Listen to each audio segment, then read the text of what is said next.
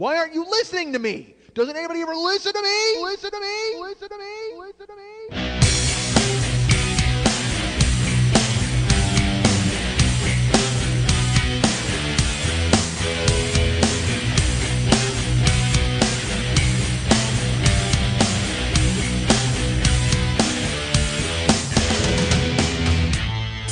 Blame yourselves for this fucking word salad that I just spit all over the goddamn place. This is all your fault. You and I like me. That's it. I work under the cover of darkness because I don't need the rest of society to look in my eyes and know that is a bad person. Hey, what's happening? Mike Schmidt, 40-Year-Old Boy podcast. Folks, here's something that this literally was just said to me 15 seconds ago. Oh my God, did you hear that Jeff Conaway's in the hospital? I don't know.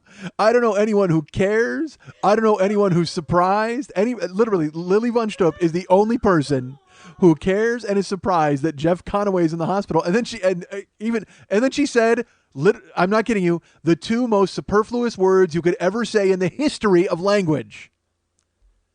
Drug overdose. Oh, really? Well, God, I thought maybe he got bucked from a horse. I don't know what happened to Jeff, but, you could have had me I could have guessed for 3 seconds and never got drug overdose. You gotta be fucking kidding me. Oh, did you hear Jeff Conaway's in the hospital? Oh, good. I'm surprised they took him. I can't even fucking believe it. At this point, when they put the needle in, it melts. You cut his arm open and it's like his green blood drips through the hospital floor like he's the alien. He's like, fuck that. You know what? Jeff Conaway shows up at the hospital. They need to just push a button and have the Predator show up and shoot him in the fucking head. Fuck you, alien life form that unbelievably stays alive despite the fact your blood is gone and been replaced with heroin. It is nice. It's totally nice. Fuck Conaway. First celebrity I saw when I moved to town. Really? Yeah, we saw him at Target. Buying heroin? Yeah. Why not? They got everything over there. Look, if you haven't been at Target in a while, they've got everything, folks. Yeah, we saw him at Target, and he was talking to like Target people in the parking lot, like to employees and stuff as they were moving carts. And this is 97, so he was still in the throes of everything, but he hadn't discovered the lucrative side of his drug addiction at that point.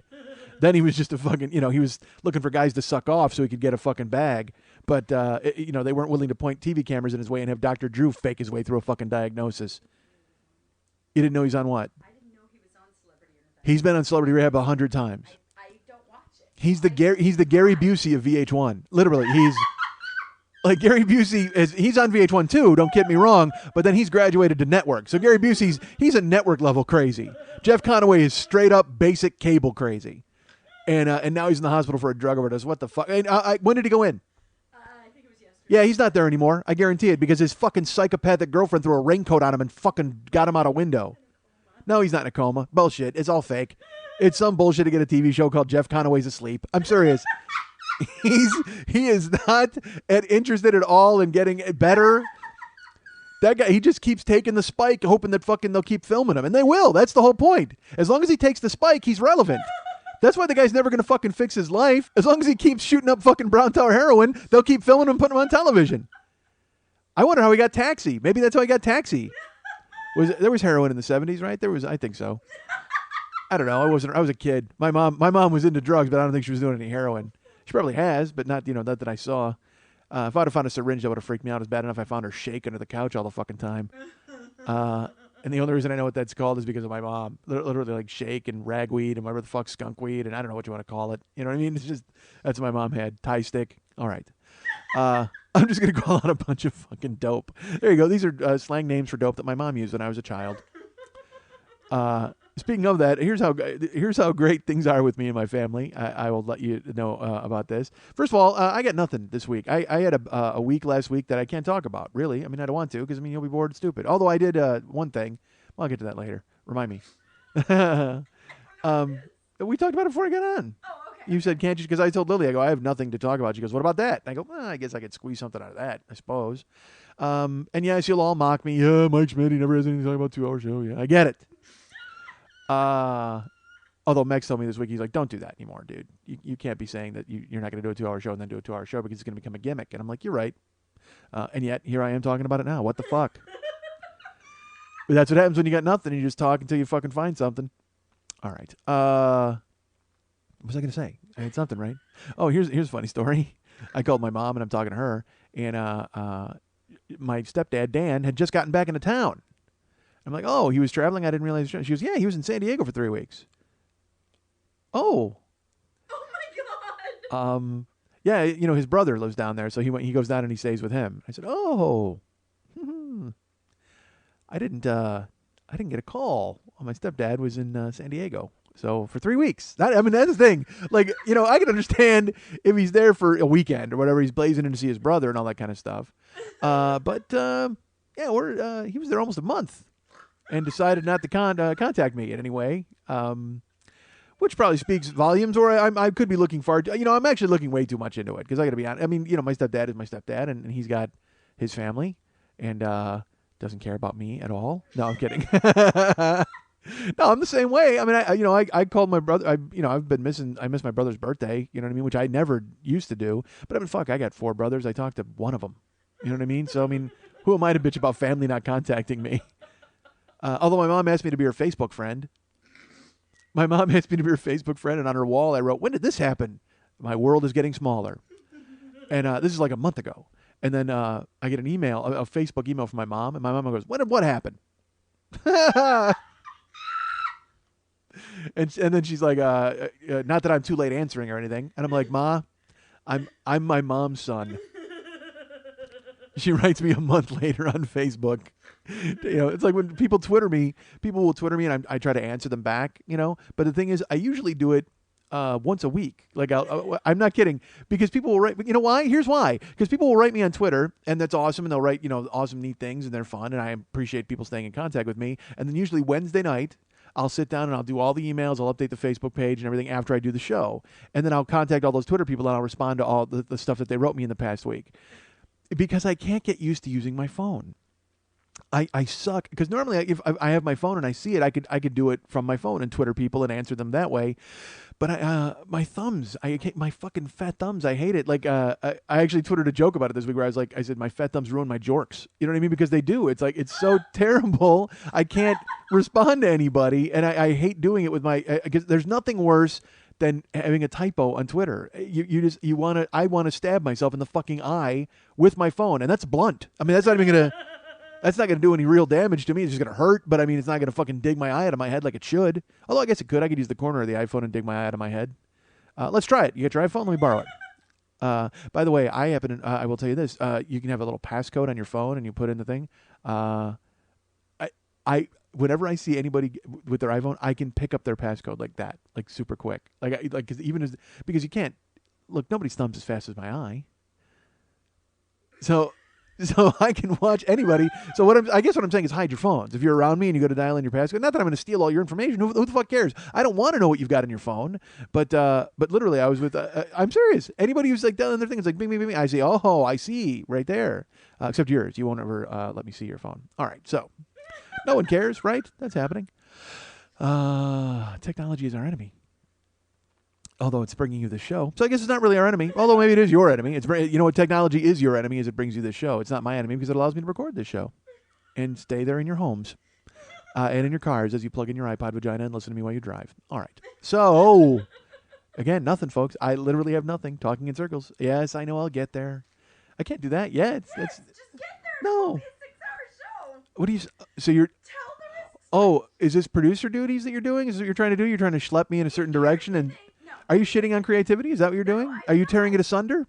Are you taking what I do and ripping it apart and leaving a corpse of it on the ground? I think you are. You're taking the very lifeblood of this show and sucking it out and leaving me a brain-dead husk who has to just tell the stories that you want me to tell. Nobody wants that. People want me to talk in circles. People want this kind of thing, goddammit. People are like, dude, what's in that room that you're in right now? Well, there's a box of pencil erasers and a bag of balloons. I could talk about that all day, goddammit. That's what people want to know. People want me to set the scene. They want to know where exactly I'm at. I'm in a room that has a fucking clown mobile and a box of Rice Krispies and a bottle of fucking whiskey. You want to hear all that, folks? Of course you do. Nobody wants to hear anything. Nobody wants to hear this show. They just want to hear me fucking end it. Because I had a shit week. Not a shit week. It wasn't a bad week. I had some cool stuff, but literally, I fought with my wife all week. That's it. That's all I did the entire fucking week. And part of the things we fought about was me talking about this on the show. So I can't do it now. You know what I mean? It's like because that came up, and I'm like, You're the hero of my show. You realize that, right? But it doesn't matter. If I say one cross thing or I'm a dick. I'm a fucking dick. And it was so much easier when she didn't care. When she didn't want to listen to this fucking show. You know what I mean? Then it was like, yeah, she started listening. She's listened like the past month. And she'll drop a quote. But I mean, I want her to listen. I've told her to listen because I don't say anything mean about her. She's the only smart one that I know. She's the only sane thing, the only good thing that ever happened to me. And I told her that. And she's like, well, you said this. And I said something on Corolla, too, that she wasn't fond of. And then she starts listening. Whatever the fuck. I don't know. So then I've been dealing with that all fucking weekend. And I mean, and by weekend, I mean week. I mean, it started Friday and then it continued. And to the point, like this kind of shit. We went and saw Bridesmaids, all right, which I wanted to see. No, because I heard it was really funny. I heard it was hilarious, and I wanted to see a funny movie. And one of the things that Karen and I used to do all the time was go see movies, but we stopped because I became an old man who was like, "This movie stinks. I don't like this movie." I mean, I saw Thor and didn't care for it, but I heard Bridesmaids was really funny, and I heard it from a lot of people that I know. So I was like, "All right, I'll go." And it's okay. Bridesmaids is good. You know what I mean? To me, it never launched into fucking hilarious for me. And I keep hearing from everybody, oh my God, it's so hilarious. It's the most hilarious movie. And I think people are being told that it's hilarious. So they go in and go, this is hilarious. Whereas I went the other way. I was being told it was hilarious. So I kind of went in hoping it was going to be super hilarious. And it was just funny. It was okay. But Karen thought it was hilarious. Which is, good for her. That's great. And but there are scenes like, I can't stop. And again, this is, all right, here's a window into pain in the ass Mike. I see movies now and I'm like, if they had done this and gone in this direction, if they had just done this, and what if this scene was like this, and what if they did this? I'm that guy now. Nobody wants that guy in their life. Nobody wants to hear a guy breaking down fucking movies and what they should have done, especially some asshole who's a fucking security guard. I mean, nobody wants to fucking hear that guy sit there and go, oh, it would have been much funnier if you did this and did that and did this. What's that? What are you pointing at? We're at 10? Yeah. Oh, okay. Jesus, we're only at 10 now? I thought I got there. We're talking bag of balloons and fucking box of Rice Krispies. Holy fuck. Apparently, Lily has decided to produce today, folks. She's gone ahead. She's telling me what stories to tell. She's telling me where we're at time-wise, pointing right in my face. And not that I had any flow anyway, but she's going ahead and kicking my flow right in the balls. What was I talking about before you put the number 10 an inch from my face?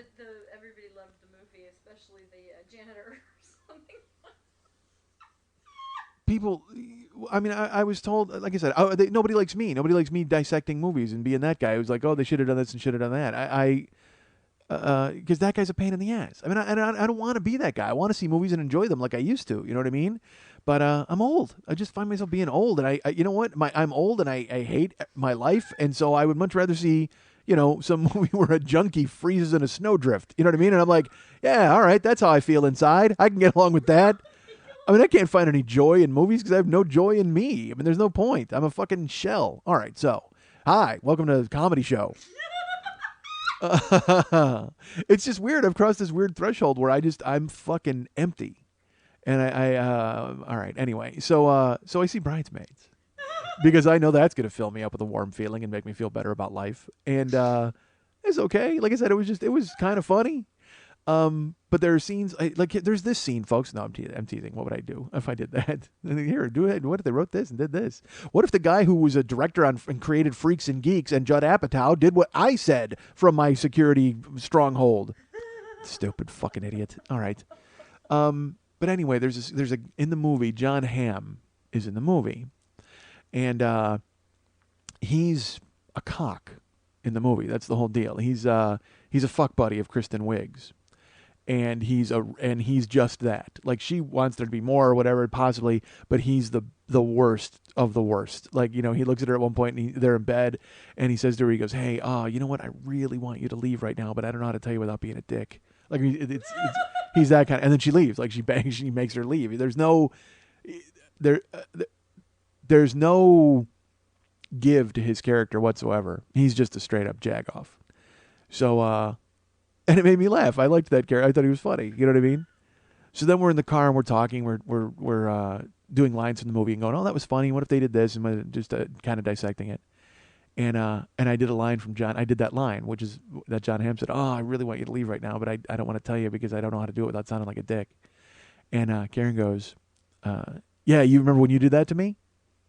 What? And I said, no. She goes, yeah, one time when you were at your brother's apartment, like I came over and we were there and we hung out all night, and then you chased me away. You were like, oh, you should go because, like, we're gonna play Sega, and the guys are coming over. And I said, really? I did that? She goes, yeah. And I go, I did that 18 years ago. Not even 18 years ago. Yeah, 18 years ago, 93, 94. And you're bringing that up now in the car. She's like, well, it happened, it made me think of you right away, right when he did that. I go, you, who can't remember to pick up my dry cleaning. You bring out this story from 18 fucking years ago of the one time I chased you out of the apartment. The guy on the screen that everybody hated reminded you of me. The one time I did that 18 years ago. And you felt bringing it up was going to be smart here in the car. Because we've been getting along so well for the past 4 days, that wasn't going to be a tipping point of any kind. Oh, fuck me, folks. That was 18 years ago when we were dating. In the interval, subsequently, I've married you. So, I guess I didn't really mean it when I told you to leave my apartment 18 years ago so I could play Sega with my brothers when I was 25. Fuck. But I had to hear about it. Because that's what happens. That's what happens when you butt heads and when you fight. All that shit gets unveiled by the lady. Because they, folks, I'm finding, forget nothing that you've ever done that be considered wrong or a misstep. And they're waiting to bring it up.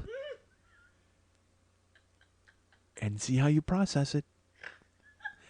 In the middle of a fight about something that happened here in 2011. Hey, remember when you did this in 2000? No, I do not. That was 11 years ago. I threw away my Rolodex of our fights when you kicked me out of the house in 2004.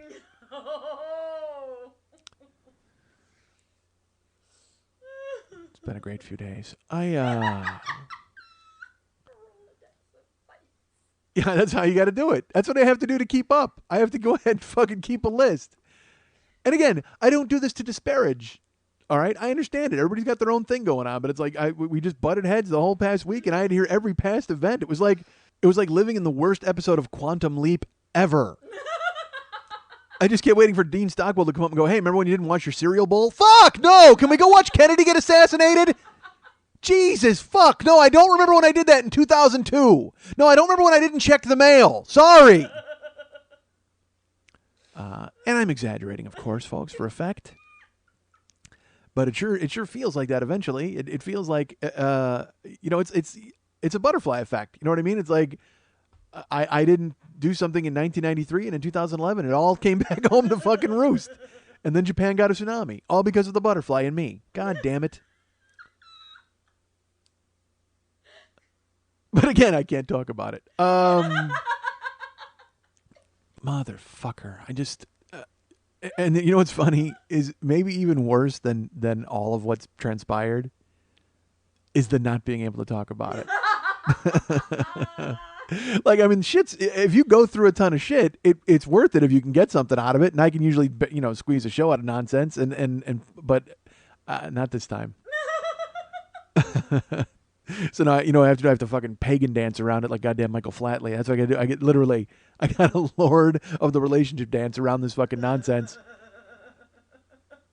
Lest I have to actually pack a suitcase and live here while I do my goddamn show. This is bad. All right, so this is fucking tragic. All right, you know who I am? I'm the fucking Joker in the scene in Dark Knight Returns when there's the pile of money and he's got the lighter. And he's just looking, and he's like, because, that, obviously you would want to hold on to all of that money, right? It would make sense to keep all of that money. You could do good with all of that money. You enjoy having money. But all you got to do is drop one fucking match and everything goes away. So, That's who I am right now. All right. I can't talk about stuff. Shut up, stupid.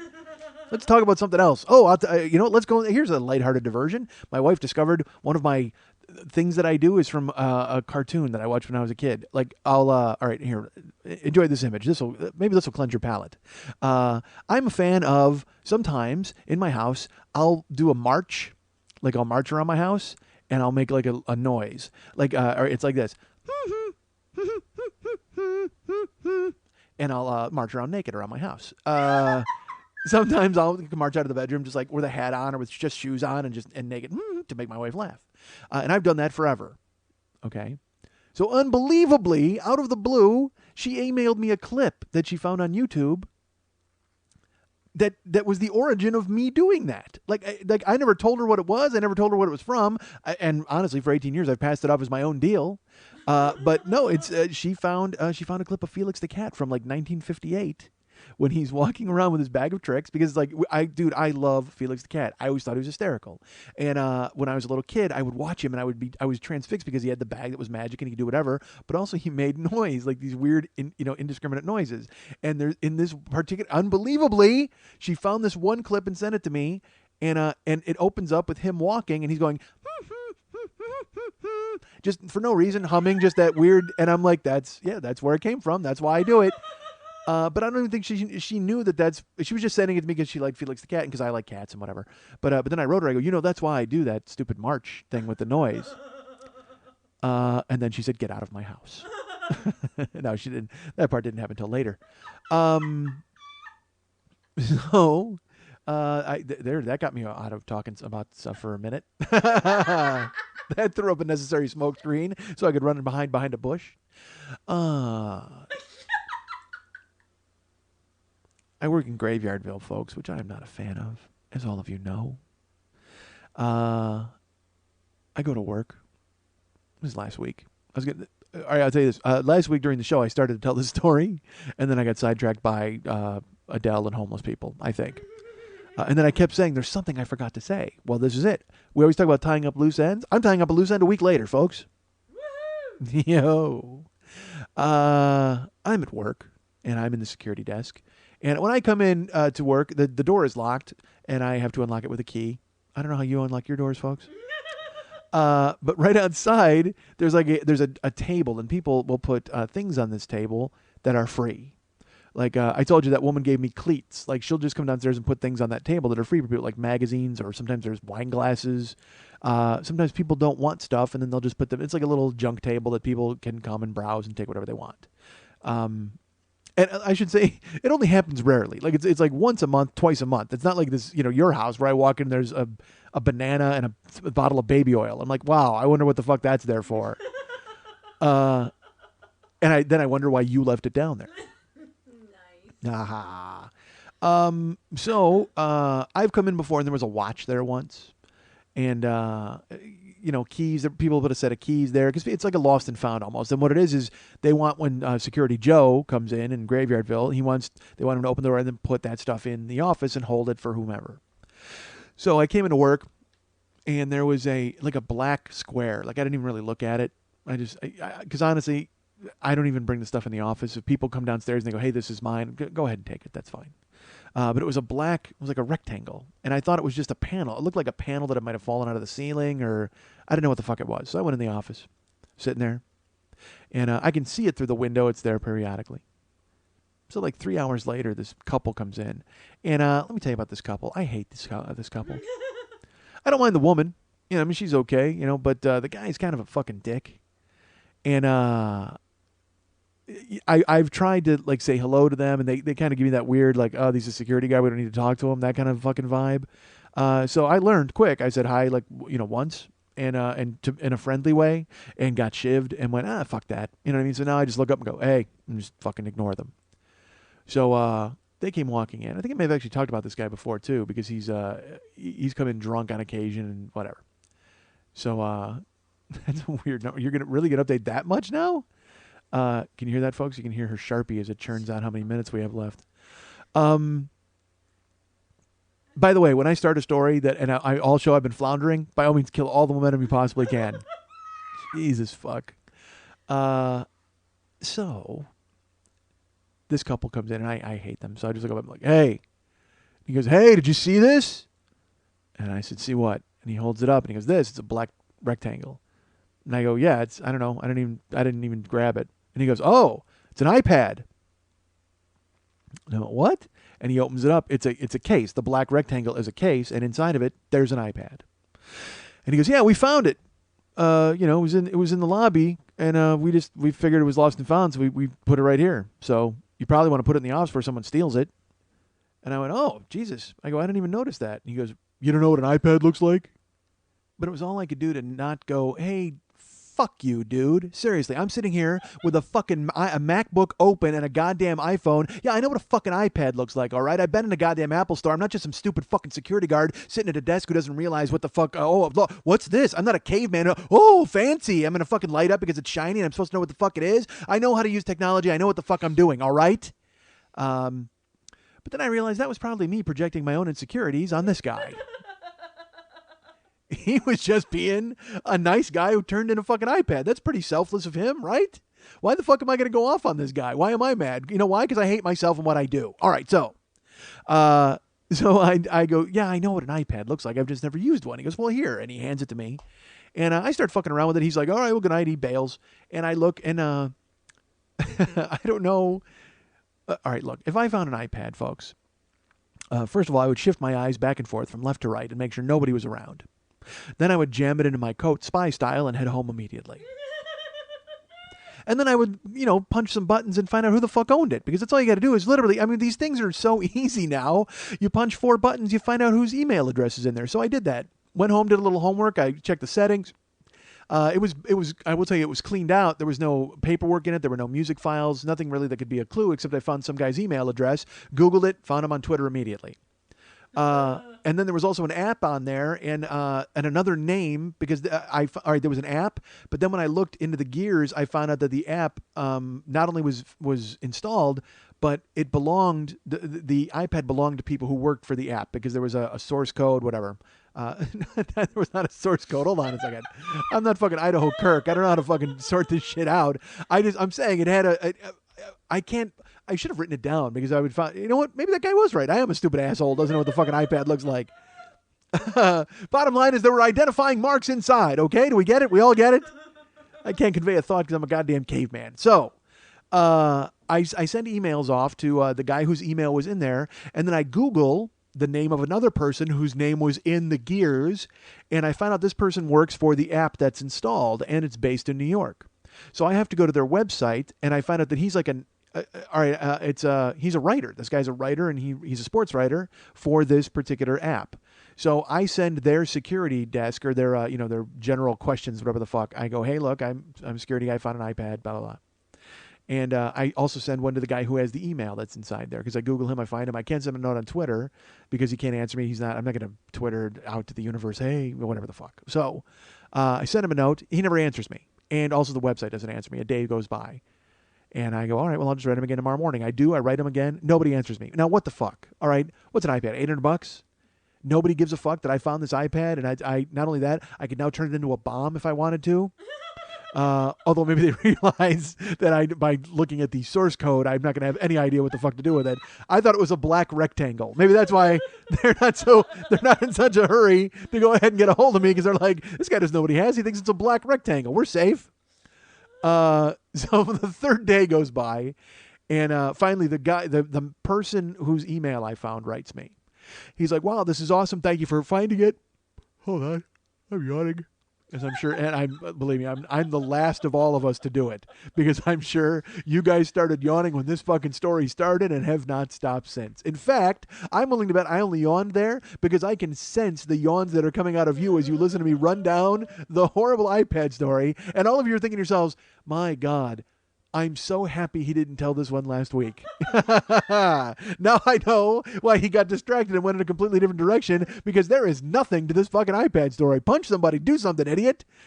Do something dumb, monkey. That's why we listen to your fucking show. So, yawns aside, the guy emails me. He's like, thanks. Do me a favor. I'm going to find a shipping address and you could probably ship it to us. And I wrote him. I'm like, that's probably not going to happen. I mean, if you guys want to pick it up or figure out something else, that's great. But I mean, I don't know about shipping it. I can't imagine, paying to insure it and all that stuff because it's an iPad. In the interval, I get an email from a woman who works for the company that I sent an email to, where this guy works as a sports writer, a different guy. And she reaches out to me. She's like, "Oh my gosh, thank you. We're so glad that you found it. We will go ahead and figure out a way to get it from you." And then I wrote her back. I said, "Okay, just let me know what's up." Another day goes by. Nobody writes me. And finally I write them and I go, "This will be my last attempt to contact you. I've given you my phone numbers. I've given you my email addresses. If you would like this iPad back, that's fine. And if you don't, that's fine too. I'm just a little surprised that nobody has bothered to contact me and you're making it on your time frame rather than on mine." Asshole move, maybe. But I'm getting a little tired of, because look, my schedule's all fucked up. All right, so they email me during the day, and I can't email them until nighttime, and then it's just we're again missing each other. So then she writes me a note, and she's like, "No, we really want it back. Thank you so much. We're sorry. We'll send a courier out to pick it up. I do have one question though. What are you and your wife's T-shirt sizes?"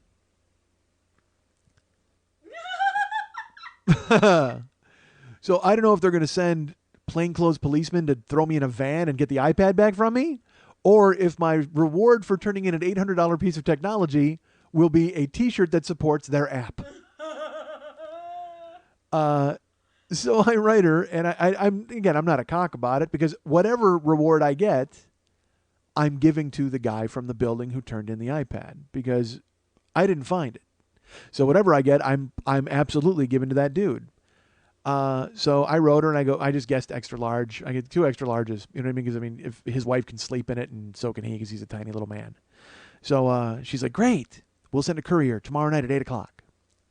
And I should tell you this, by the way. I forgot about that, and I slept until like 7:30. And then Karen left. She went out to go out, and I'm in my kitchen. I'm making leftover Chinese food, and a guy he comes up to the screen and he goes, "Hello." And I'm like, "Hello?" Who the fuck's talking to me? And he goes, "Courier, here for pickup." And I look at my clock. I'm not lying to you folks. 8:0001. Like, I mean, he's there on the fucking button to pick it up. So I answered the door and I let him in. He's a nice guy. And he goes, "Hey, I'm here to pick up an iPad." I go, "Who sent you?" And he goes, "I don't know. I'm a courier here to pick up an iPad." And I go, "Oh, I'm going to need a little more than that." It just seems like, I mean, sure, it would be a crazy coincidence to have a guy say he was a courier and show up at my house at 8:00, but I got to see an invoice. Do you have an invoice or an email or something? He goes, "No, they just send me over." All right, I need a phone number. So I call his office, and everything checked out.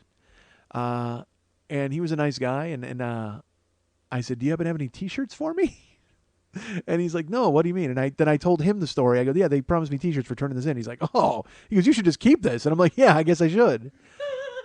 But I'm a good guy, so I wound up giving it to him. And then the next day, I get an email for a $50 gift certificate for iTunes. They emailed to me. Wow. In my name. I don't know about wow. I mean, it was nice. Better than shirts. Sure, much better than shirts.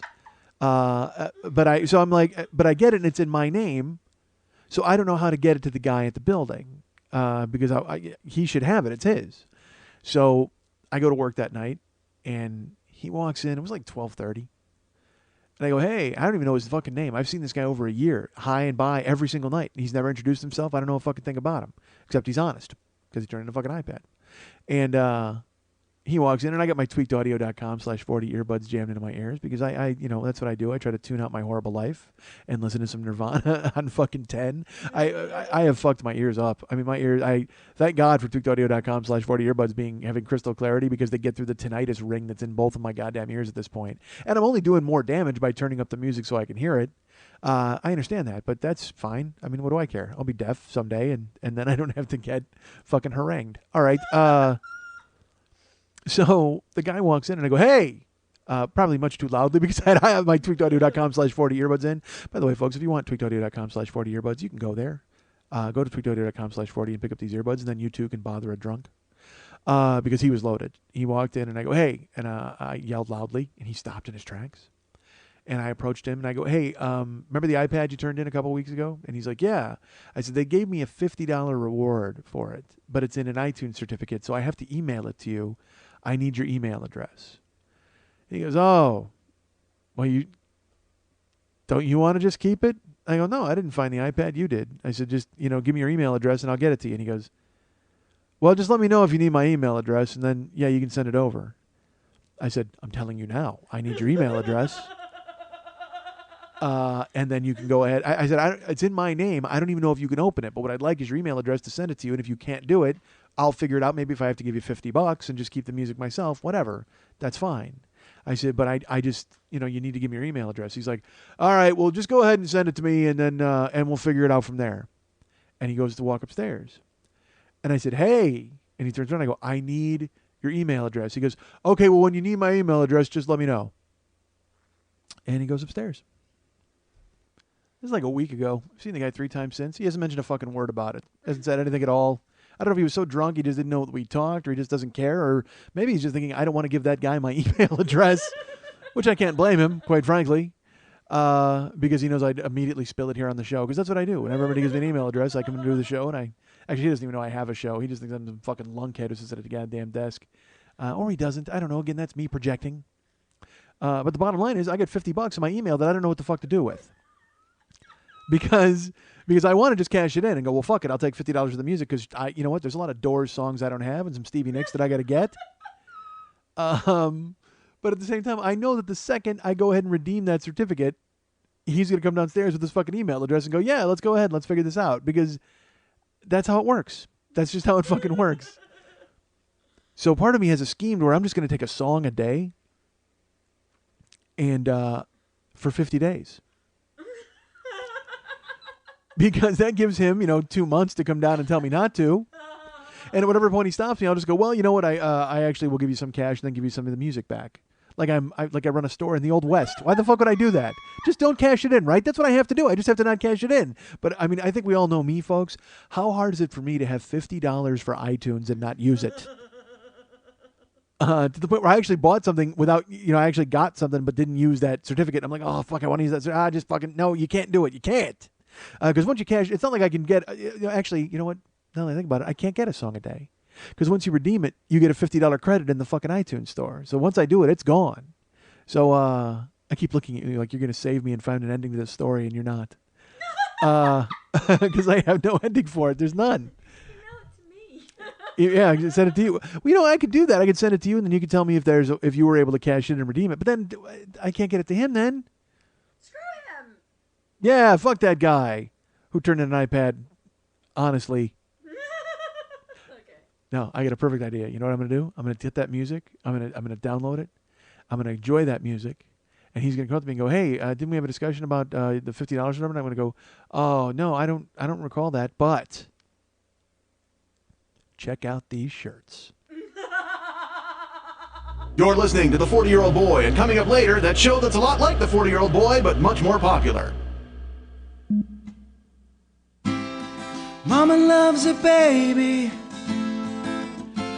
And Mama loves her baby. What? Stupid.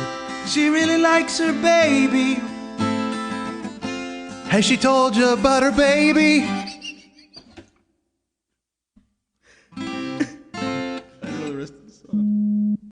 That's what we call a break, ladies and gentlemen. Should have taken it 38 minutes ago, quite frankly, as far as I'm concerned. As I put myself through the shredder on a Saturday night. Oh, babe, don't leave me now. Ha ha, Pink Floyd. So I have my tweakedaudio.com/40 earbuds in. As I've mentioned, folks, tweakedaudio.com/40 has many styles and many colors and many functions. If you don't want to use them as earbuds, you can tie a little knot in them and make them a lasso. And rope a dog and tie him up. A small dog, of course. I mean, they are earbuds still. They're not really strong. You can't rope a steer. Who wants to rope a steer and tie him up with earbuds? Although, that would actually work. If you could lasso a steer and tackle him and then jam earbuds in his ears and play a song about milk, he would love it. Right? Don't they? I don't know. I don't know anything about cows. But yeah, that's what I'm saying. If you don't want to use them as earbuds, they're functional, folks. You can actually lace your shoes with them and use them to tie your shoes. They're strong, very strong tensile cord. Tensile? Yeah? I think it's a word I should use there. Not tinsel, not tonsil, tensile. Look it up. And then write me and tell me that I shouldn't have used it there because, quite frankly, I don't think I should have. But go to tweakedaudio.com/40, tweakedaudio.com/40, and pick up earbuds. Again, they don't necessarily have to be earbuds. You can wear them as a necklace. You can put them around your wrist and have a fancy bracelet. You can do all of these things with these. They have colors on them, and they're nice. It's a nice black, and they are formal. I will tell you that. If you're going to wear them out, you must wear them at the evening wear. If you're going to wear them as a brooch or something, because they are black and then they match the formal evening wear that you'll be wearing. Don't wear them with shorts. If you're going to use them as earbuds, by all means, wear shorts. But if you're planning to accessorize your shorts with the earbuds and wearing them as some sort of bolo tie, doesn't work. Although, if you were wearing Western gear and you had a scorpion amber belt buckle and then like an Indian rhinestone jewelry tie clip, then by all means, turn these earbuds into a bolo tie. I quit. I'm done. This is it. Again, this is one of those shows that should end with just a single gunshot. Folks. Here's something I'll tell you. There's a website called bookmeifyou'reawake.com, and I don't know if I've told this story already. I apologize if I have, but let's all pretend. Year one, I was talking about how funny I am at wakes. And by the way, let me throw this in there. I'm probably going to be able to find out if that's true in the next coming weeks, but we'll see. Unfortunately, I don't know if I will or I won't, and that might explain why I'm a little out of sorts today. All right, so when I was talking about it on the air about how funny I am at wakes, Lily created a page called bookmeifyou'reawake.com. And then we put up a fake page, and I wrote a thing that night about, I talked about it on here. Yeah, I'm not a ghoul, whatever. I talked about it. So I mentioned a guy contacted me. Did I mention that on the air here? All right, some radio show in Pennsylvania, Philadelphia or whatever, contacted me, and they're like, hey, we found your webpage, bookmeifyou'reawake.com. We think it's a great idea. We'd like to talk to you about it on the air. So I sent him an email back. I swear to God I talked about this, folks. Bear with me. But I sent him an email back because I don't listen to my show. So I sent them an email back. I can't. I'm using my tweakedaudio.com/40 earbuds as a bolo tie. How the fuck could I possibly hear the show? So and it's smart looking. Gosh, I am smart looking. So I wrote him back and I said, hey, that's a cool thing. You know that's a goof, right? I do a podcast and we were being silly a couple years ago, and then we made a fake page and we all got a laugh out of it, and for some reason the internet has decided to keep it up. I said, I'm more than happy to come on and talk about that in my podcast. Whatever you want to talk about, that's fine. And he wrote me and he said, no, we still want to have you on to talk about it. We tape from, I think it's from 12 to 4 Eastern time. And so, we really want to have you on. So I wrote him back. I said, this is an odd dance we're doing here. Paul, I think was his name. I said, are you expecting me to book the date? I mean, if you want me to, that's fine. But if not, you need to write me and tell me when you want to talk. I'm enthused that you're enthused and you want to talk about it. We'll probably have to get together on a time at some point. Unless you've got one of those weird satellite mics from Philadelphia and I can poke my head out the window and just yell, and you'll just pick up my transmission at some point from SETI Alpha 5. And he wrote me back, and he said, oh, well, you know what? We've decided not to have you on live. We'll do a taped interview before we do our show, so then we'll have it and we can use it. Sincerely, whatever. So I wrote him back, and I said, that sounds great. Do you have a date in mind for this taped interview? Like the radio show, I don't want to say the name of the show, but I almost want to write them because I don't know. I Googled them and I've never heard of them. I don't know who they are. I don't know if they're an internet show or if they're a real show. I don't know what the fuck they are. I have no clue. This could have been some maniac who heard me and found the page, and it literally, like, his mom's going to die and he wants to feel me out about booking me for his wake. I don't know what the fuck it was. All I know is he was very incomplete and very elusive in his emails. So I read him back again. I go, I need a date. I need to know when you want me to come out and da-da-da. And he wrote me, he's like, well, it will be this week sometime. And so then I fucking wrote him and I go, look, fine, I'll pick it. I will talk to you Thursday at 10 o'clock a.m. Eastern time.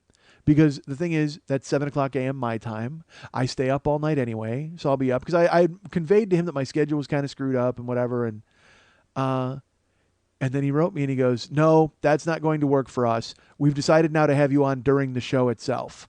So Thursday we'll have you on sometime between 12 and 4. And And I wrote him back, and I said, between 12 and 4. All right, I'm going to need it to be a little more specific than that, because I'm not going to sit by my phone waiting for you to call between 12 and 4, unless you're installing my cable. Are you installing my cable? Mike Schmidt. And I think I actually wrote that to somebody else too, who when I was talking, I just, because it made me laugh so hard, I go, I got to use that again. Unless you're installing my cable. ... Are you installing my cable, Tim? And then he wrote me back and said, change of plans. We're not going to be able to have you on Thursday. We'll have to reschedule you at a later date. And I wrote him back and I said, let's never reschedule me. It's fairly obvious you don't want me on your show. You don't have a show. Or you're about to be fired from that show. Regardless, I don't think I need to hear from you again. That's it. And it was, I got to admit. I want to know the name of the show. No, it's okay. It was some show in Pennsylvania. And like I said, I Googled it. That's what I mean. Usually you can Google stuff and find out. But I mean, I don't even know if they're on a real radio show or if they're in the internet or if they're, because I did Milk of Minutia, which is on Blog Talk Radio. So a lot of people say they have a radio show, but then they're really an internet show or whatever. Which I don't mind. Just tell me what the fuck we're doing. And because I mean, I'm not exactly discerning with my time, folks. I think we know this. I did another podcast this past week that I'll talk about. I did a podcast called Comical Cast with a guy named Martin Willis. And Martin was great, and I guess the interview came out well. I plugged it on my Facebook page, but I'll tell you now, if you want to go to comicalcast.com, I think it is, or check my Facebook page, or go search Comical Cast, one word, in iTunes, 40-year-old boy, then you'll find it. And it's just an interview I did with him and over the phone. But I will tell you this, I do phone interviews, and then I sound like I'm on the phone with Martin. I sounded like I was calling him from an airplane phone using a bullhorn. Like, I don't know how the fuck the sound is that bad. The only other way it could be that bad is if I literally were speaking to him through a tin can and a string. That's the only way the sound could be worse on Martin's podcast. And Martin makes me laugh because he's interviewing comedians now, but he told me he contacted me because Paul Gilmartin, I guess, knows him and referred me to Martin. And Martin has a podcast where he interviews antique dealers or some shit. I don't know what the fuck it is. And he's like, yeah, and I've started recently interviewing comedians, and I can tell you it's a lot more fun. And I wanted to go, really? Is it? Are you sure? You mean these people who exist on their own and climb into attics and inhale dust all the time looking for the Magna Carta? It's not interesting talking to those motherfuckers on a podcast? What a shock. Even though there's fucking 900 television shows about antique dealers, guess what? You know what the common denominator is in all of them? None of them are interesting. People only watch that. Nobody watches that for the evaluators of the fucking antique dealers. People are watching that hoping that some grandfather from fucking Bethlehem, Pennsylvania can stumble in and all of a sudden he's got a vase from the Ming Dynasty and he's going to get $1 billion because everybody dreams that fucking dream. Because I was talking to Martin about it. I'm like, oh, fucking, antique dealers. He's like, yeah, they all talk about because they're all out there looking for their white whale. They're all looking for that elusive score. There's some painting at a garage sale that's going to turn out to be a fucking Picasso. Well, no, it's not. It's just a fucking, it's that bushy-haired guy from PBS who's just got a hole in it. You know what I mean? Yeah, he's making happy trees and there's a hole in it. You're like, oh, it might be a Picasso because it's so abstract. No, just someone fucking pulled their bike into it. That's it. It's got a gash in the canvas. That's all. Fucking unbelievable. But I had a good conversation with Martin. We talked and it was fun. That podcast is up, and also I mentioned Paul Goebel. I also did the Top 5 podcast, folks, which is available. I forgot to retweet that or put it on my Facebook page. Forgot's a strong word. But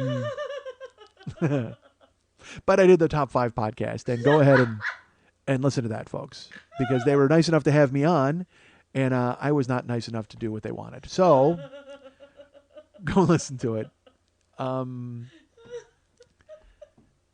So how did I get there? Because I was talking about people having me on. Oh, Tim and... Oh, I almost said the name of the show. So yeah, this asshat in Pennsylvania is just like, yeah, we'll have you. I will tell you. So it was liberating. That was my point, is that it was very liberating to be able to tell the guy, fuck you, I don't want to be on your show.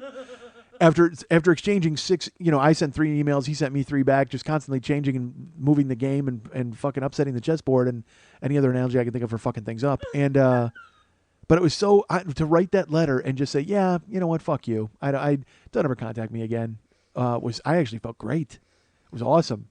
Because I usually couch my language and I don't really, hard for you to believe, I know. But, there comes a time where you have to kind of be discerning about what you say. And I make myself do that sometimes.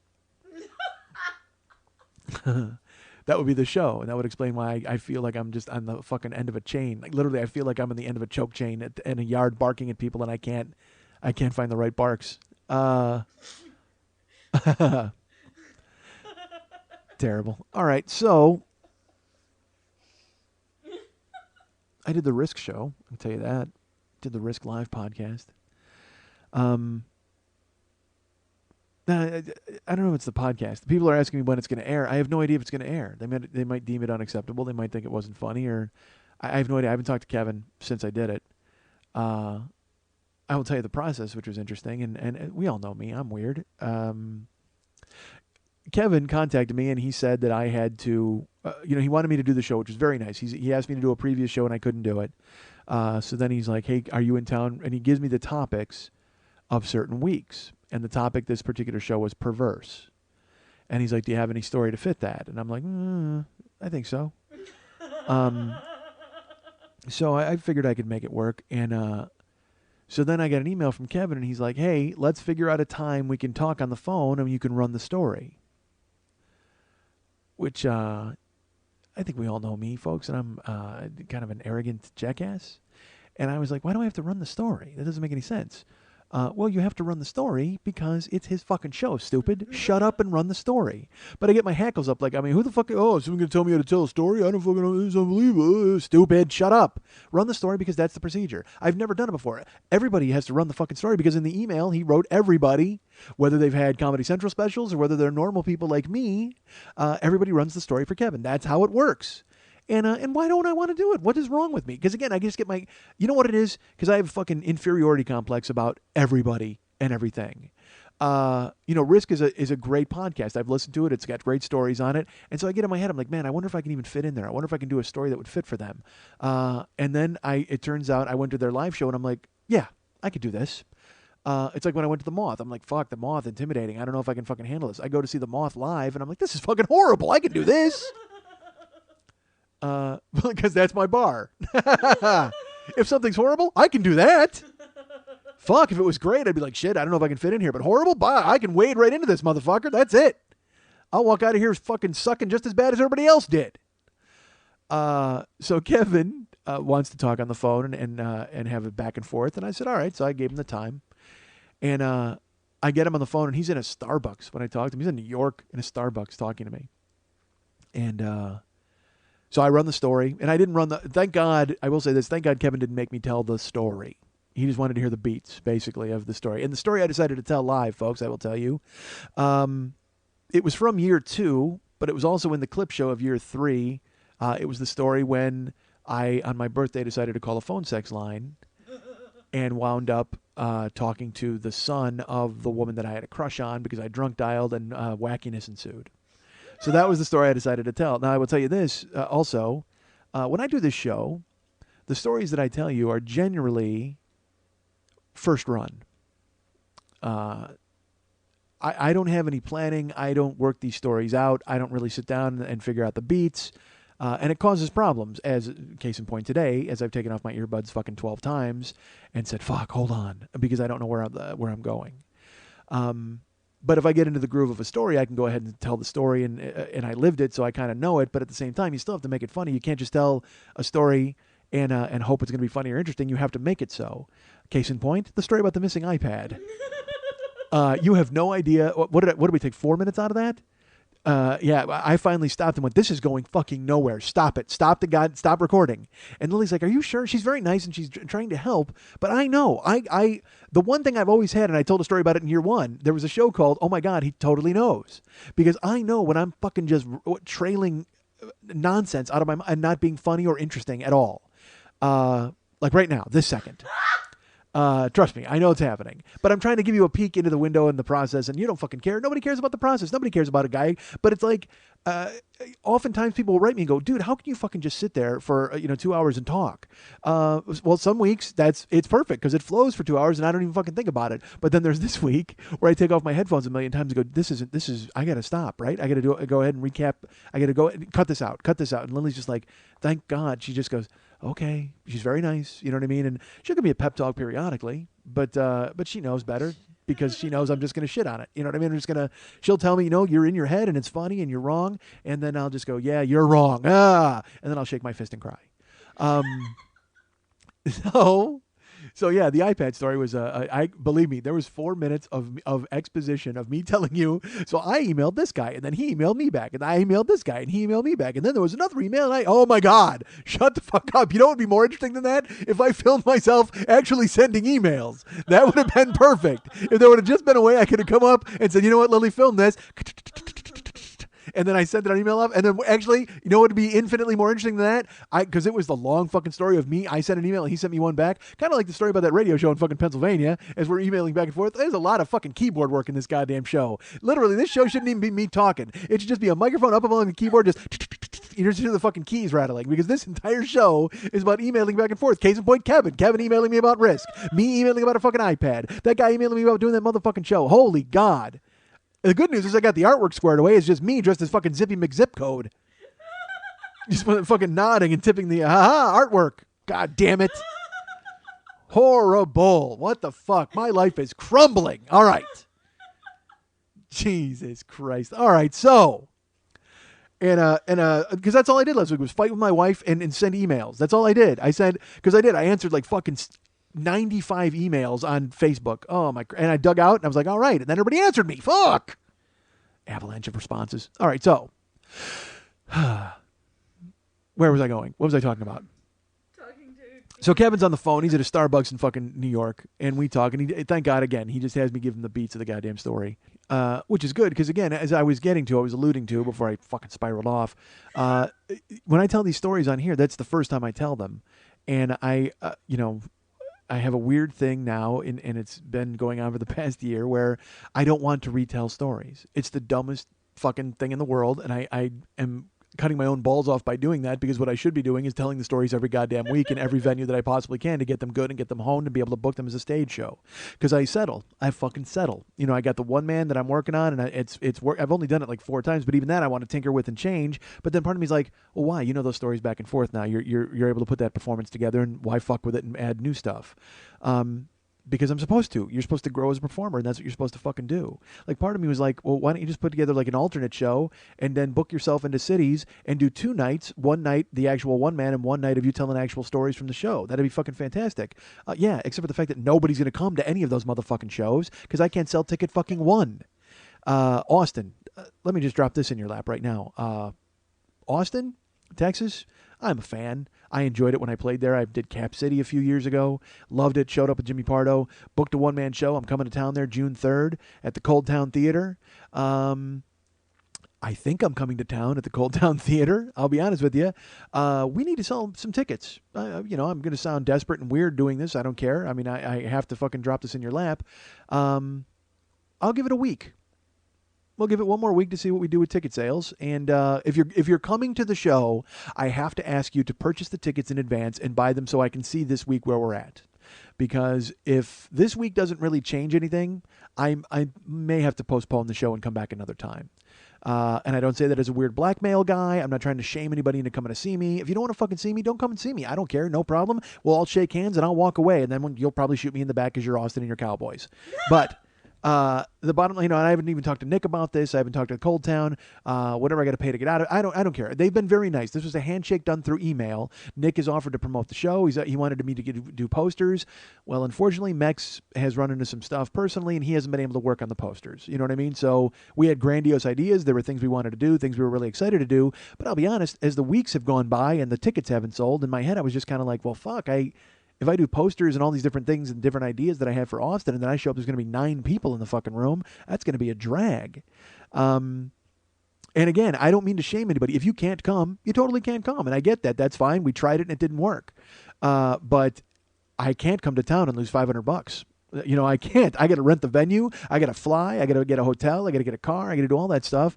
And again, it's not your job to pay for me. It's not your job to make sure that I'm making money. I get that.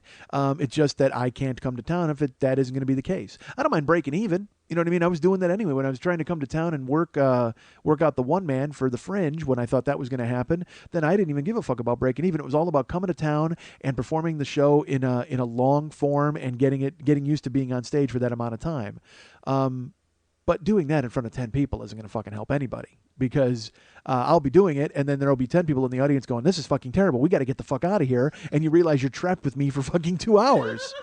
Although I got to be honest with you, there's 10 people. That show is not 2 hours. I may be able to do a 2-hour show sitting in here by myself, but standing in front of people staring at me as I try to talk for 2 hours, that 2-hour show is going to become a half hour pretty fucking quick. Literally, people who've seen the show live, I'll just cut to the final story, tell it, and get the fuck out of there. That's what I'll do. You guys know what I'm talking about. You guys know what I'm talking about. Now I'm sending coded messages through the goddamn podcast. How bored is Lily? She got a Sharpie in her mouth and she's braiding her fucking hair. That's how fucking completely bored she is with all of this. God damn it. This is a bad fucking week. Ticket sales, fucking terrible. Home. You know, I might just, you know what? With the way things are going, I might just have to buy a van and go on the road and do this show live on the road and not live anywhere. Fuck. So I talked to Kevin on the phone. He's in New York. He's at the Starbucks. Nice guy. I tell him the story, and I hang up, and I'm like, well, that was relatively painless. I ran it for him. He was cool. And then I get an email from Kevin later that night. And I was nervous talking to him because, again, I haven't told this story live other than when I told it in year 2. I've never told the story to anybody. So Kevin then sends me a note, an email, and let me preface this by saying this. The header on the email was, because when I talked to him, I sent him the story. I said, hey, do you want me to just send you a copy of me telling the story on my podcast, and then you'll get a general idea of what the story's about, rather than me just hitting the beats? He goes, you know what, I would really love that. So I sent him the story. That night, he sent me back an email, and the header was, Mike, got the story, loved it. And then I read his email, and his email was extremely complimentary. He listened to the story. He took notes. He wrote lines. Like, he actually wrote lines from the story, and he goes, this is a great line. The way you hit this was great. What's that? What? That's never good. No. Never good. No, because he was. I actually enjoyed it because it showed that he did really listen to it and paid attention to it, and he took a genuine interest in my storytelling. So I was like, that's perfect. I think that's really cool, and I think that's a great way for him to run Risk. You know what I mean? Now that I think about it, until the part of the email that was a little critical of me, and I think we all know I do pretty well with criticism most of the time. But Kevin wrote me, and he said he took a chunk of the story, and he goes, this doesn't ring true for me. I think, as a stand-up, we tend to embellish sometimes, and you say you did this, but I imagine that you probably did this. So, I think anytime, in stand-up you can embellish because you're trying to get laughs, but when you're telling a story, you're striving for the truth. And if a storytelling audience thinks you're not telling the truth, they'll turn on you pretty quick and they won't believe you. So he suggested that I leave a certain part out. And immediately when I read that, again, there's 1,000 words in this email. 975 of them are complimentary and tell me they love what I do. Guess what 25 words I took out of that email? Because that's me. Because I'm an idiot. I can't because I'm not what I want to be. So whenever anybody reinforces that in any way, even the smallest of ways, I fucking run with it. I shouldn't. Because everything else was complimentary. He loved it. He loved the story. He's so excited. He was thrilled. But then I took that little chunk to me, and I was like, what do you mean that doesn't ring true? It's true. I mean, that's what fucking happened. And if anything, the part of the story that he didn't think was true, I thought actually made it more true because it showed how fucking ridiculous it was. But I get it. The guy, that's what he does for a living. He marshals storytellers into telling the best story that they possibly can, trimming the fat and getting to the point. I get that. And he listened to a 30-minute story that I was trying to cut for stage to 8 to 10 minutes. I spent 8 to 10 minutes getting to this point, bitching about an email. Holy fuck. I don't do anything in 8 to 10 minutes. You know what? I don't even do 8 to 10 minutes in 8 to 10 minutes. It takes me 21 minutes to experience 8 to 10 minutes. I don't know if you're aware of that, folks.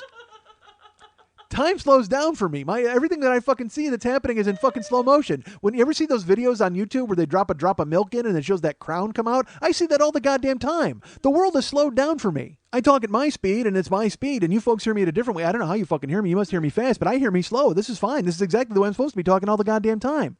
I'm a fucking 78 in a 33 world. Try to keep up, goddammit. It's like Michael Jordan on a basketball court. He used to say, hey, man, everything slows down. It's like any great hitter, Barry Bonds. Well, he saw every seam on the fastball because he saw it coming in. That's me.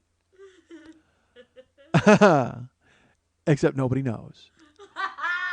So I get Kevin's email, and that's great. And so I take the notes to heart, absolutely. And I'm nervous enough trying to cut a 31 fucking minute story into 8 to 10 minutes, but I figure I'm fine. So I go to the club the next day, and I will tell you this: I show up at the UCB theater, and I go in the green room, and Pete Holmes is the host. Pete's a very funny comedian out of New York. We've only met like once before, but I reintroduced myself and I sat down, and it's just me and him in the green room, so it's awkward. We've got to talk. Except for, thank God for the invention of the iPhone and the smartphone. Nobody has to talk to one another if they don't want to. So Pete's in his phone, I'm looking at my phone, and you know what I'm doing? I'm crafting a text to our friend Lily. That's what I was doing. I sent Lily a text, and I said, look, I know this sounds terrible, but I'm being serious. Please don't laugh. Because Lily was coming to the show with Eddie. I said, please don't laugh at me until everyone else is laughing at me. Because if I bomb, the last thing I want is you soldiering me through by laughing at the goddamn show, because she thinks I'm funny. All right, the bottom line is, these other people in the room, I don't know what the fuck they're going to think of me, but Lily thinks I'm funny all the time. So I have to, unfortunately, get her to scale back, because in my head, I don't even give a fuck what people think, all right? I care about me, because in my head, I start going, fuck, I'm doing so badly she thinks she needs to help, even though that's not the case. She's laughing because she likes the show, and she thinks I'm funny, and she's heard it before, and she enjoyed it before, and that's fine. But I had to tell her, I go, look, do me a favor. I hate to do this to you. You got to just don't laugh. Don't laugh until the room is laughing, because I need to make sure that I'm making the room laugh before I bring you along, because there were people who were coming from the podcast, and the last thing I wanted is to be eating it, and then Lily's laughing, and then they walk away going, fuck, that's the only person who thinks he's funny. He needs her around there. He absolutely needs her. And that's not the case. I mean, I love having her there, and I'm glad that she laughs. So I sent that text, and that went over well. Here's what you should do, folks. Go ahead and alienate the one person who supports you. That's a good plan. It's like if, because Karen couldn't come that night. She had another thing. But it's like if Karen came and I went, look, don't watch the show and don't like me. You know what I mean? It's so stupid. Karen's the one person in the world who fucking believes in me. You know what I mean? And Lily's the one person in the world who laughs at everything I say because she thinks it's funny. And to tell them not to do that, it's just so fucking dumb and antithetical. It's like when I'd be on stage. It's whenever a comic is on stage and someone has a weird laugh and the comic makes fun of them for 10 minutes. Dude, you want that weird laugh. Don't you want that fucking weird laugh? That's the whole point. You're here to make them laugh. Why are you going to make them feel stupid for laughing? And I've done that. I've been that fucking guy. The worst is when I'll be killing, there'll be one guy who gets me, and because I'll even go, oh, thank God for this guy, honestly. But then what you're doing is you're putting a spotlight on that guy, and now he doesn't want to fucking laugh because you've made him feel self-conscious. God damn, I should pay you folks for listening to this goddamn show. Jesus, the shit you talk about when you can't talk about the shit you want to talk about. So, I'm there at risk. I'm in the green room with Pete. We're staring at our phones. And Pete looks up and he goes, hey, what was the topic for today's show? And I said, it's perverse. And he goes, oh, are you going the sex route with that? And I said, I think I am. He goes, oh, okay. He goes, yeah. He goes, I got to think about what to talk about. So he starts into his phone. I look at my phone. And then into the room comes Andrea Rosen, who was another comedian who was going to do it. I don't know if she's an improv person or a stand-up. She might be both.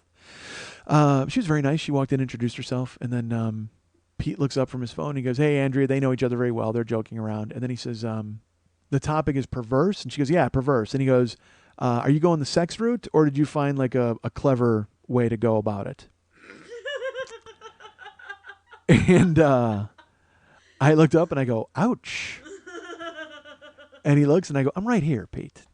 And he goes, oh, no. He goes, no, I didn't mean it like that. I was just trying to figure out, like, if everybody's talking about sex or if they're going in a different, like a clever way, way to do it. Well, he didn't mean it like that. He genuinely meant it. He's not an asshole. Pete's a nice guy. We got along great.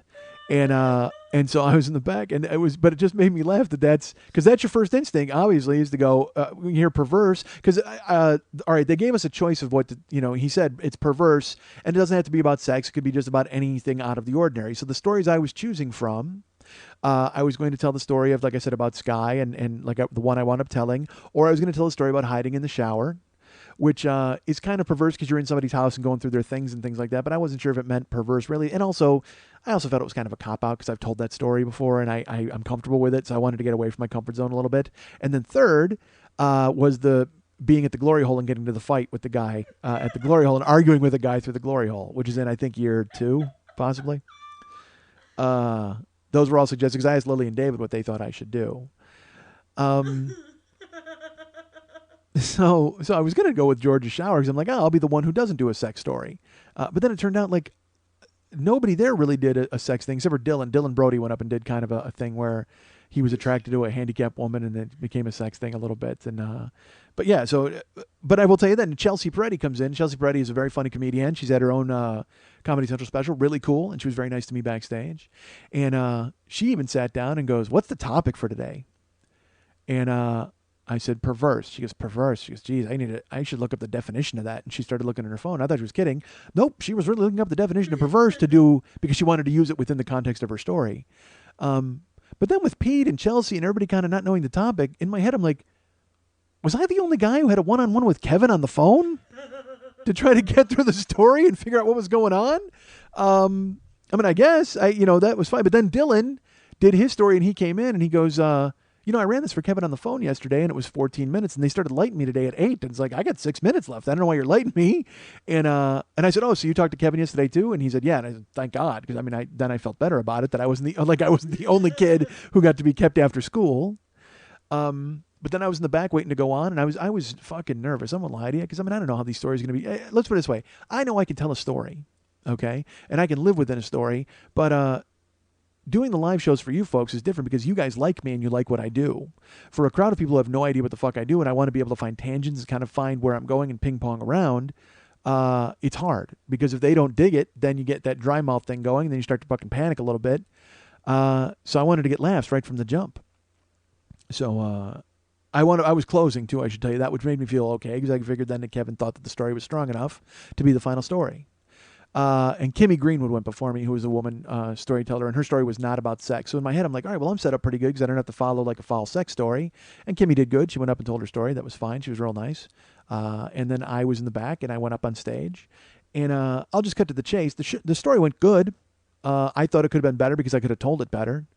But it was weird winning over the crowd because, they had just seen a few people tell certain stories. And then I get up there and I start talking about jerking off and I actually said, I go, oh man, I wanted to rail this chick since the time I met her. And that got nothing. Like, and even some women were like, oh, like they couldn't believe I said it. And I'm like, well, you guys want to snap out of it because this is how I talk. I mean, I'm going to talk about this the whole fucking time.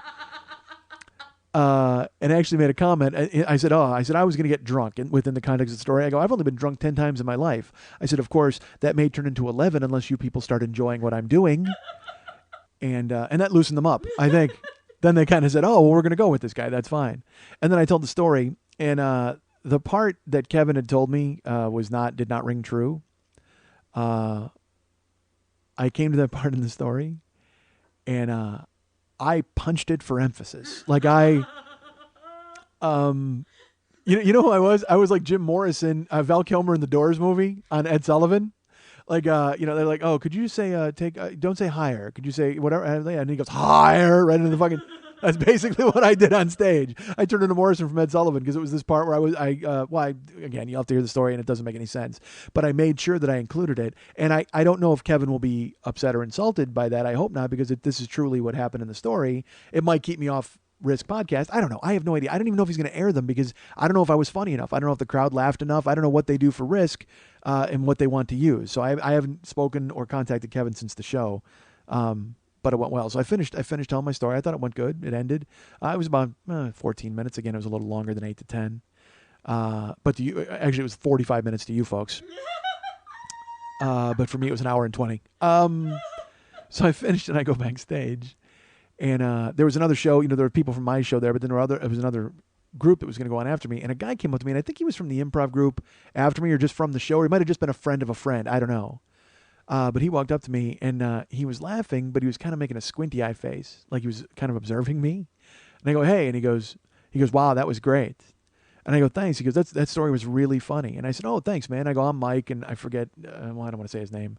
And he looks at me with that weird face, like squinty, and he goes, did that really happen? And I said, yeah, it's a true story podcast. I mean, or a true story show. I have to tell a true story. He goes, well, that was great, but man, that's hard to believe that story is real. And he walked away to, I don't know, put on a duck costume or whatever the fuck they were doing after me. And it's so funny. I thought about it before I went outside. I thought to myself, man, the very fact that he came up to me, you know what that proved? That proved that Kevin was right. It proved that Kevin was right when he listened to my story and he wanted to go ahead and evaluate the beats and figure out whether it was true or not. But the bottom line is, whether people think it's true or they don't think that it's true, it was true. I mean, it did happen. I mean, it's like, but it sounds so unbelievable to people. And when you get right down to it, that story, what's that story about? I came home drunk, I jerked off, and I dialed the wrong number. Literally, that's what that story's about. But for some reason, people are just like, no, I can't. That's where I draw the line, mister. Well, that's the first time you ever heard me. So I can't even imagine how tough it is for new people who get onto this show and they sit there and listen like, no, this can't be happening, right? This isn't happening. This isn't true. Yes, it is true. All of it is fucking true. Jesus Christ. And again, it's not even any big deal. I'm not changing the fucking world. Half the time I'm jerking off and yelling at guys in glory holes. I'm not fixing anything. So it's funny, I talked about the show earlier. I said Karen's the one person who's believed in me, and I always worry about people believing in me, and I have to figure out if people are going to believe in me. And, I'm starting to learn that before I get people to believe in me, I just have to get people to believe me.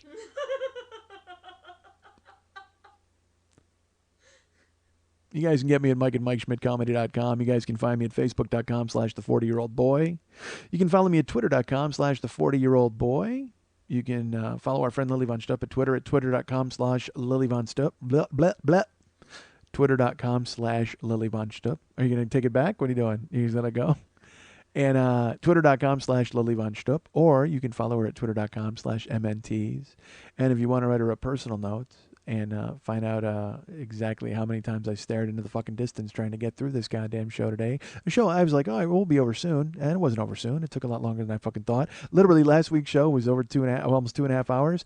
That was shorter than this show, which is whatever amount of time the show is going to wind up being. But as we all know, for me, again, folks, this is all 5 minutes. That's what went by. You can write her a personal note at Lily at burlesque411.com. That's Lily, Lili, at burlesque411.com. This is Parker from PodGods telling you to go... Oh, stupid, just play this. All right. He's got some calendars, he's got some t-shirts, he's got some mugs for you to buy at Zazzle, Zazzle.com/40yearoldboy. That's Zazzle, stupid Zazzle. Want to remind you folks about the Monday Night Teas every Monday night at the 3 clubs on Santa Monica and Vine, 10 o'clock p.m. Hey, Lily Von Stupp. Hey, Michael. You produced that show. It's a fantastic show. How did last Monday's go? Standing room only once again. SRO. Who's coming up this week? This Monday is fabulous because the end is near. Oh, with the billboards all over Los Angeles. Yes, the end is near, and we've decided to cover it with Feathers, Rhinestone, and Fringe.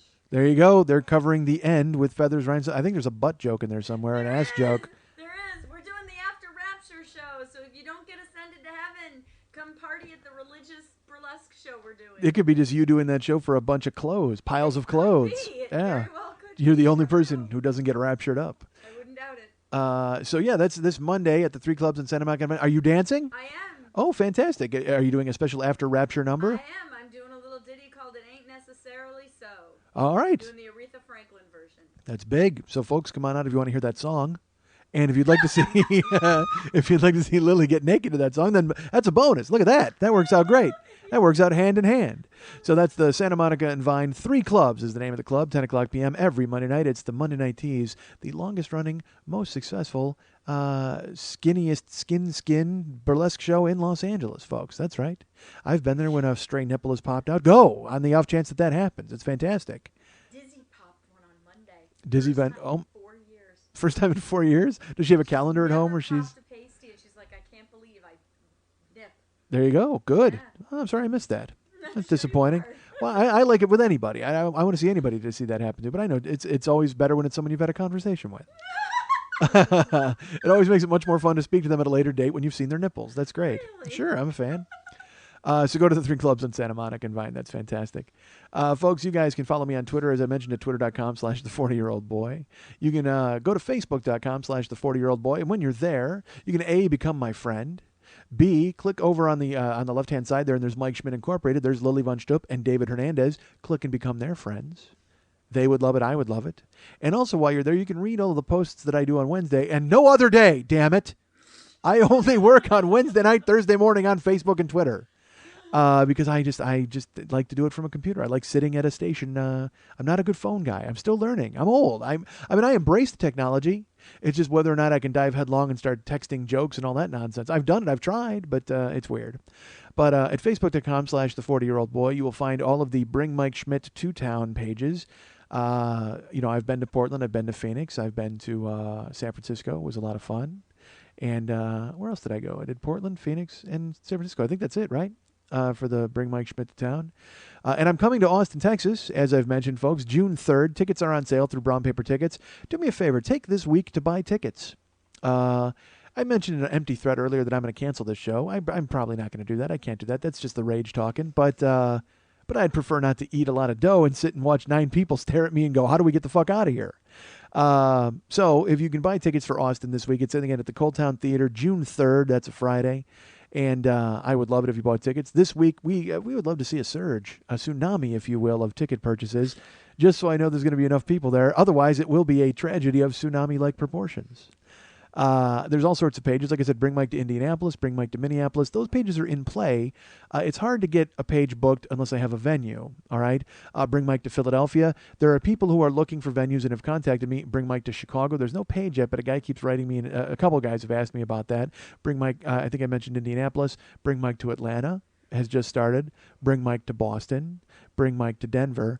Anybody starting a page, that's great. And again, please know that I'm on board and I would love to come to town, but let's use Austin as a cautionary tale. I had like 30, 35 people on the Austin page, and I've sold, I think, 11 tickets so far. In 5 weeks, we've sold 11 tickets. So that's grim.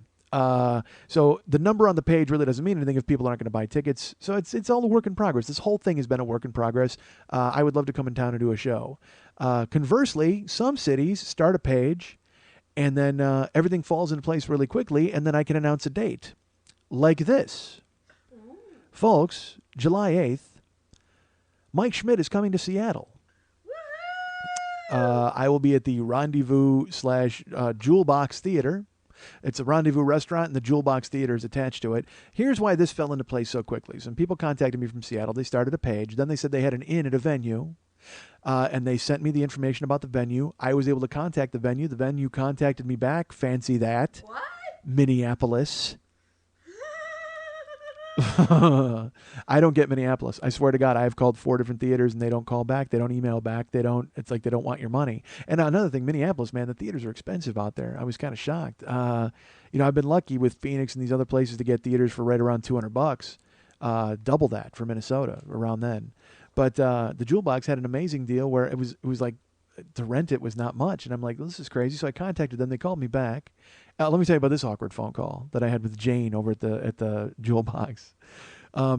She gets on the phone with me and we're talking. She's very friendly, and I tell her, look, I'm a comedian from Chicago, from Los Angeles, wanting to come up and do a show. And she's like, that's great. We have comedians here all the time. That's awesome. You know what? Let me try to talk to you about Friday. You said you wanted to do Friday, and I said, yeah. She goes, well, is there any other day you'd rather do? Because Friday's really, it's kind of it's a money night, and I don't know if that's the night you want to do. And I go, what do you mean? And I go, I'm renting the venue.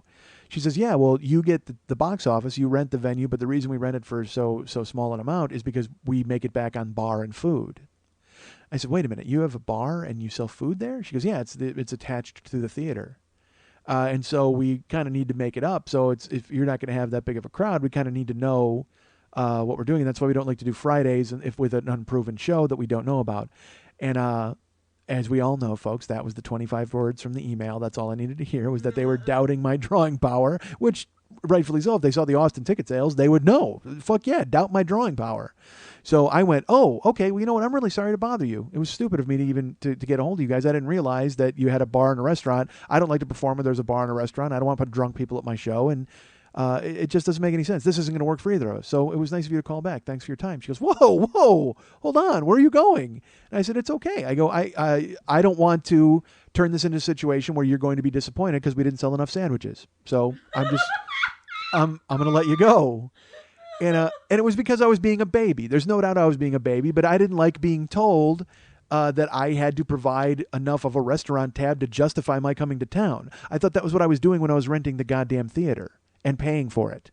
But she was explaining to me nicely, if I would have shut the fuck up and listened, that's why they rent it for a small amount, because it helps the artist, and then he can keep the door, and it helps them because they can sell drinks and food. It works out. It's a symbiotic relationship between the restaurant and the goddamn theater. Something I was overlooking because in my mind, I'm not a goddamn sandwich salesman.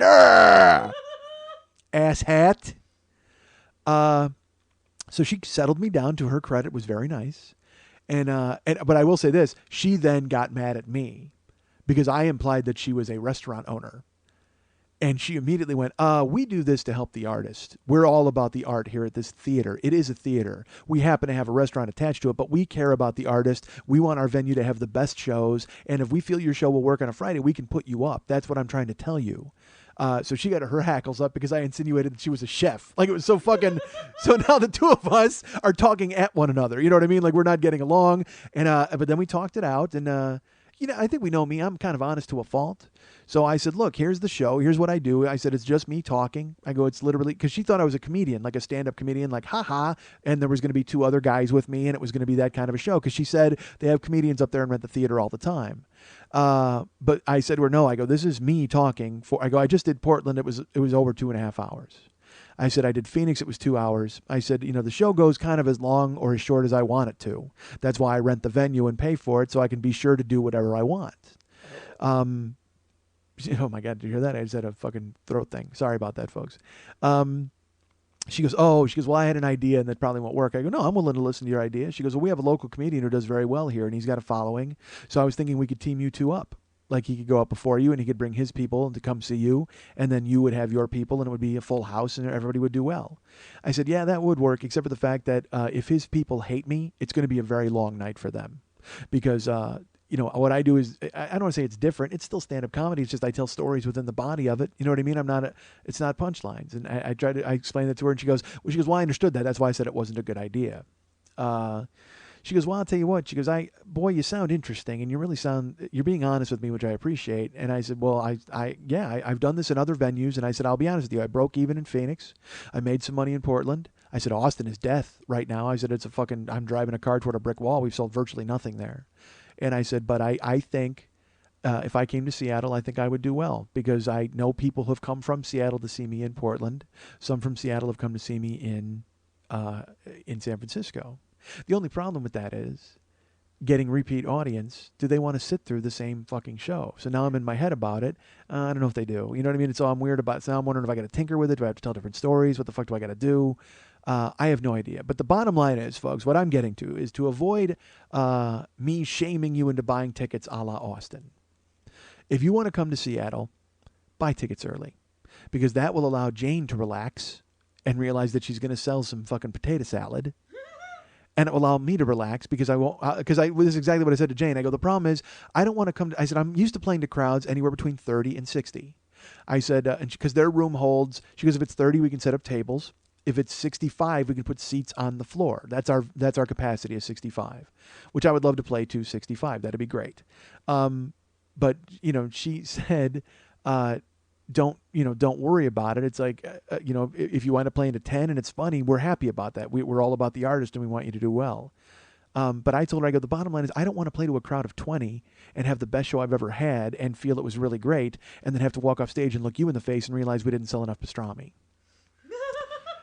And she's like, you got to drop that. She goes, that's your hang up. You took what I said and ran with it. I didn't mean that at all. And we had a really, look, we talked for like an hour on the goddamn phone.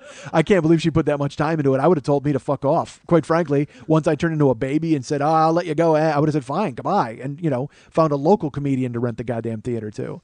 But to her credit, she was able to deal with my bullshit and hung in there and was like, I said, I will send you a review. Christine Taylor did a review of the San Francisco show. I said, you can go to my website and bang around a little bit, listen to my podcast, and I'll send you a review of the show from San Francisco. And maybe you decide if this is right for us. And so then I sent her an email and said, look, if you don't think this will work, great. If you know of any other venues, that's fine, whatever. So this was yesterday. Today, she sent me an email and she called me. She goes, you are so funny. And I think you are so good, and I think this will go really, really well in our theater. It's exactly the kind of thing we want to have in our place. So we figured a date, July 8th. I will be in Seattle. That's a Friday. And unfortunately, Jane just told me today she's going to be in Costa Rica on July 8th. She wanted me to do it on the 1st so she could actually see the show. But she's excited, and she said she's going to try to do publicity. Like she's going to tell her people in the theater, and they're going to, get people on board. And I don't know so she said, look, I think we can get some of our regulars in here to see you as well, in addition to the people that you'll be having to come see you on Facebook. She goes, but we're excited. We really want to do this. And she goes, we'd love to have you back. If it goes well, we would love to have this be a place that you always come. So she could not have been more friendly. So my point is, let's show Seattle they didn't make a mistake. Let's show them that by trusting me and thinking that you guys will come and see me, let's sell some tickets, And again, I have sponsors to the show, and I mentioned them, and you guys are kind enough to deal with that. And then I have tweakedaudio.com/40 who have been great, and you guys have been fantastic with patronizing them and buying, headsets and really doing your best to make me think that was a good idea and think that I'm not disappointing those people. So when I tell you, buy tickets for Austin, buy tickets for Seattle. Look, I'm not doing it because I need a ton of dough. I'm not Captain fucking Greenbacks. I just want this show to be a success, and I want you people to come out, and I want to do this show for people. Ideally, eventually, we'll just be able to put my name out there, and then you guys can all say, I knew him when he was funny, and then you'll ignore me then, which is fine. But I put this out there because I would love to have people come to the show, and I just don't want to be a mistake. You know what I mean? I know that sounds stupid and it sounds fucking maudlin. I don't mean it like that. I want to think that there are enough people out there who want to see me do this. I don't give a fuck about the money. If I break even in every city I go to, then that's fine. Coming in at a loss is a drag, and I can't do that very often. I could probably do it for 3 cities, and then that'll shut down the Success Is Not an Option tour with a prophetic name like you wouldn't believe. But if you can buy tickets for Seattle, that'd be great. And we're still looking at Indianapolis, still looking at Minneapolis, still looking to get shows set up. New York, David Williams, who is the director, he sent me a venue that looks really great. I have to go ahead and see about them because, again, New York is, I will tell you, ticket prices for New York might be a little different because that's going to be an expensive book to book the theaters. So ticket prices change, everything changes. But right now, the Seattle tickets I will set, they'll still be $15. Austin tickets is $15. I was going to say seats and tickets, and I think I said teaks. I don't know what I just said there. Sure it was. Lily is actually surfing her email. She wants me to get the fuck out of her house, and I don't blame her. So there you go. Go to facebook.com/the40year-old-boy, and if you can buy tickets for Seattle, buy tickets for Austin, and anybody with any venue information for other places would be great, and go ahead and get a hold of me and let me know what's happening. You can go to MikeSchmidtComedy.com if you want to buy tweakedaudio.com/40 earbuds. Go to the Joe Business page. There's a link right there for tweakedaudio.com/40. There's also a link to the Zazzle store, which has shirts and mugs and mouse pads and all sorts of stuff. And there's also a link to purchase download sets, past download sets of the show, year 1, year 2, and year 3. They are The Fellowship of the Schmidt, The Two Schmitties, Return of the Schmidt, or you can buy all of them together, a 3-pack in the Lord of the Schmidt series. $25 each, $60 for the 3 sets, saving you some money. And if you want to donate to the show, you can. Up in the upper left-hand corner of every page of MikeSchmidtComedy.com, there's a little Schmitty with his pocket out. Click on that to make a one-time donation to the show, or, as some people have done, you can subscribe to the show. $2 a month, $5 a month, $10 a month. I do appreciate the people who have signed up to do stuff like that. I really appreciate it very much. And I appreciate everybody who's donated one-time donations to the show. People like James G. This was James G's second donation to the show. Thank you, James G. Christian W. Christian W., thank you for contributing a weird amount. Just like normal people are just, a flat amount or whatever. There's like change in his amount. It's kind of funny to me. I was like, that's beautiful. CNM, I'm going to say it's Cian, CNM, CIAN, and Melinda L. Thank you, Melinda L., for contributing to the show. And Rich G, his second donation. Thank you so much, Rich G. And Mark Y, friend of the show, Mark Y, who I grew up with. Mark Y, his third donation to the show. Aww.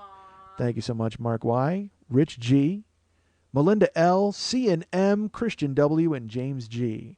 And again, folks, if you want to donate, I will say your name, obviously, on the air. Not that you care about that, but if you'd like me to say your full name, make sure you send me an email after you send your donation to tell me to say your full name, because then I will. Otherwise, I won't. I'll keep it quiet. It'll be between me and you.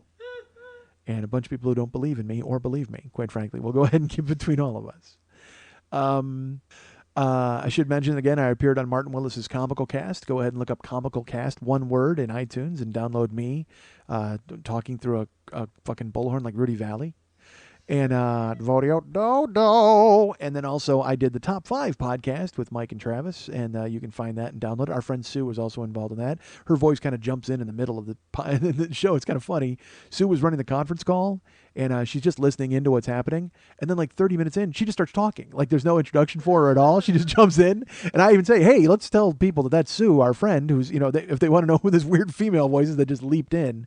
So thanks to Mike and Travis and Sue for having me on the Top 5 podcast. You can download that. Just go to iTunes and download, look for Top 5 podcast. And I think it's also on, there's a Facebook page for that Top 5 podcast. Go ahead and check it out. And now I'm going to go and get a hotel room and rape a maid because I have found out that it's legal. From what I've been told over the past few days, as the guy from the International Monetary Fund, is that what it is? The IMF? It was so funny. The first thing I thought, they were like, oh man, I saw the story and it said a guy from IMF, the head of IMF, wound up raping a maid. And you know what I said? That's unbelievable. Come on. Nobody? EMF? Fuck off, goddammit. I've been waiting an hour and 45 minutes to do that goddamn joke, and this show isn't even an hour and 45 minutes. The head of IMF raped somebody. That's unbelievable. Boo! All right, goddammit. But I read the story, and then like France is mad because the United States handcuffed him and put him in jail. And dudes, look, if you're a nation of rapists, that's fine. And you know what? If any nation on earth wouldn't have a problem with handcuffings and sex, I would think it would be France. Wouldn't they be down with restraint and all of that stuff? I would think so. But then when you hear the story, like she said that he came out of the bathroom naked and he grabbed her and tried to have sex with her, and he was going to try to rape her, and then she got away. But then his story now, according to what his lawyer is saying, is that it was consensual. Yes. I can't tell you how many times I've been in a hotel room and the maid has come in and said, hey, you want to fuck? That happens because they, and they do it in every single room. So make sure you have protection because though, I'll tell you what, those maids, they are hot for anybody who is staying in the hotel. You know what makes them hot? Making up your bed. Oh my God. They think they come in and they go, what is that? Your underwear on the floor and a wet towel? Jesus, do I want to fuck you, pal? That's fantastic. You got to be shitting me. Very rarely are you in bed and you get that little housekeeping, suck your cock? No, that does not happen. If it happened more often, I would stay in many more hotels, believe me. But unfortunately, it doesn't happen nearly enough. And I can tell you this, when you're in the hotel room and the maid bends over to make your bed, she's not presenting. That is not considered consensual just because she's bent over. She has to do that for her job, sir. She's not going ahead and going, hey, do me a favor. I'm going to back that ass up while I change your pillowcases. Why don't you tag me, you fraud?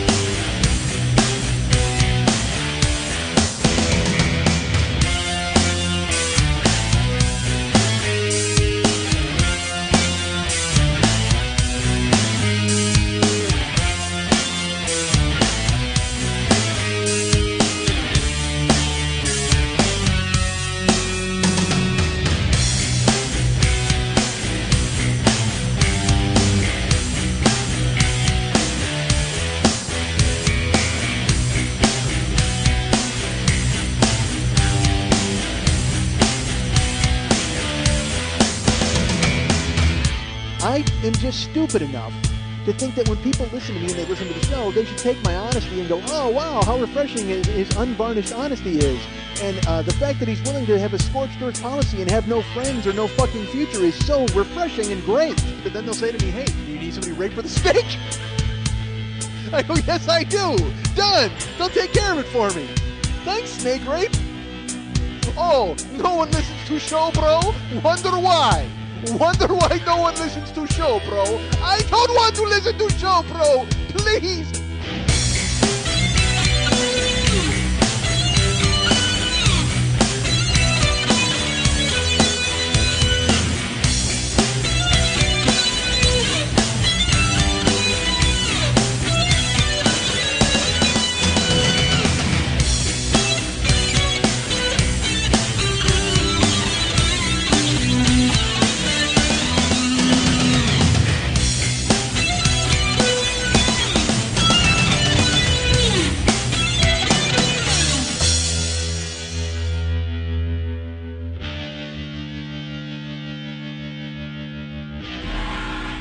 Snake Rape, do it! Do it! Do it! Do it! Do it!